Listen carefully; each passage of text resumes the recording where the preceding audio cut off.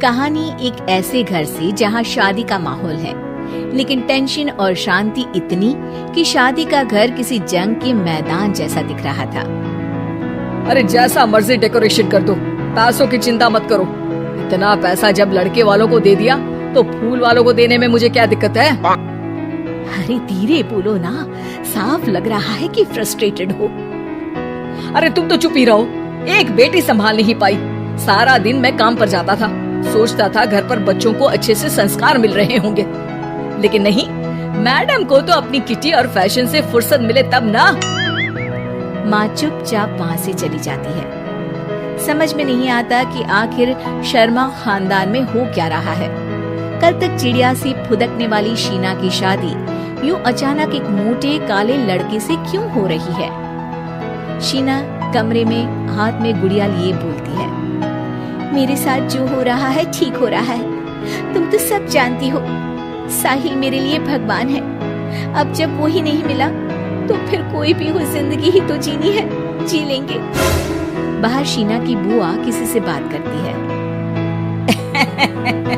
अरे मोटा नहीं, उसे तो खाते पीते घर का कहते हैं। अब ओबेरॉय का नाम भी किसी को बताने वाली बात है। उनका इकलौता लड़का तो करोड़ों की सामी तो है ही। अरे हमारी शीना बिटिया तो रानी बनेगी, रानी। इन सब के बीच कहीं कोने पर शीना हाथ में मेहंदी सजाए बैठी थी और आंखों में आंसू सजाए। और वो समय भी आ जाता है जब शीना मंडप के नीचे हाथ में वरमाला लिए खड़ी होती है, लेकिन तभी अफरा तफरी मच जाती है। कोई कहता है, अरे लड़के की माँ को हार्ट अटैक आ गया। अरे अच्छी खासी थी, कैसे हो गया? अरे कहते हैं ना, किसी किसी लड़की के पैर अच्छे नहीं होते। हो सकता है कि मनहूस है ये लड़की। शीना पास खड़ी सब सुन रही थी। फिर शीना अपने कमरे में आ जाती है। शादी ये कहकर नहीं होती कि लड़की मनहूस है। अब लगातार शीना के लिए लड़के देखने आते, लेकिन आस पड़ोस या किसी के कहने पर शादी हर बार टूट जाती। लेकिन एक दिन, अंकल, मैं काफी दिनों से आपसे मिलने की कोशिश कर रहा था, लेकिन हिम्मत नहीं हो पा रही थी। अरे बेटा, हिम्मत तो हमारी टूटी पड़ी है।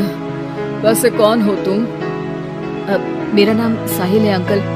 मैं शीना से प्यार करता हूँ और उसी से शादी करना चाहता हूँ। अरे अब तो किस जात के हो ये भी मायने नहीं रखता।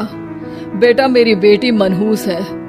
ये सब कहते हैं कि इसीलिए उसकी शादी नहीं हो पा रही। अगर तुम शादी करने को तैयार हो तो ठीक है। शीना की शादी साहिल से हो जाती है। अगले दिन साहिल की माँ का देहांत हो जाता है और एक बार फिर लोग शीना को अपशकुनी कहने लगते हैं। अरे खा गई दीदी को ये। अरे क्या जरूरत थी साहिल किसी मनहूस को घर लाने की? पर बुआ, माँ की तो तबीयत पिछले कई साल से खराब थी। डॉक्टर्स ने जवाब दे दिया था। क्या पता ये भी उनका सौभाग्य हो कि वो बहू का मुंह देख पाई। अरे बहू का मुंह देख पाई, या ये कह लो कि बहू का मुंह देखते ही स्वर्ग लोक सिधार गई। खैर, हमें क्या, घर तुम्हारा है, हम तो चले। अब शीना को खुद पर ही शक होने लगता है कि कहीं सच में वो अपशकुनी तो नहीं। साहिल, हम दोनों की शादी नहीं हुई होती तो अच्छा था। देखो ना, कैसे पहले मेरी शादी टूटती थी और अब तुम्हारी माँ भी। अरे ऐसा कुछ नहीं होता शीना, अपशकुनी वगैरह कुछ नहीं होता। ये सब तो ईश्वर के खेल हैं। वो शादी तुम्हारी इसलिए टूट गई क्योंकि तुमको मेरी पत्नी बनाना था, और माँ का जाना तो तय था। वो काफी बुजुर्ग थी, साथ ही एक ऐसी बीमारी से जूझ रही थी जिसमें डॉक्टर्स भी उन्हें नहीं बचा पाते। शीना साहिल की बात सुनकर तसल्ली कर लेती है और वहां से चली जाती है। अगले दिन, शीना, अरे ओ शीना। क्या हुआ? उफ, कहीं फिर मेरी वजह से कोई नुकसान? अरे नहीं नहीं शीना, तुम जानती हो, जिस प्रॉपर्टी के केस को हम बरसों से लड़ रहे थे उस पर फैसला आ गया, वो भी हमारे हक में। अब हम करोड़पति हो गए शीना। शीना शांत रहती है। अरे क्या हुआ? करोड़ पत्नी बनकर तुमको खुशी नहीं हुई? शीना की आंखों में पानी आ जाता है। चलिए जी, कुछ तो अच्छा हुआ मेरी जिंदगी में आकर आपके साथ। साहिल शीना को गले लगाकर कहता है, मेरी नई नौकरी भी तुम्हारे ही आने से लगी। ये प्रॉपर्टी का केस जीता।